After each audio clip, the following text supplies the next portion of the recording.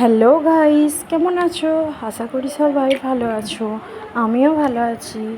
এই গরমে আজকে আমি রোসনায়ের ঠান্ডা শরবত বানিয়েছিলাম। ভিডিওটি যদি ভালো লাগে একটু লাইক, কমেন্ট, শেয়ার করে সাবস্ক্রাইব করে পাশে থাকো বন্ধুরা।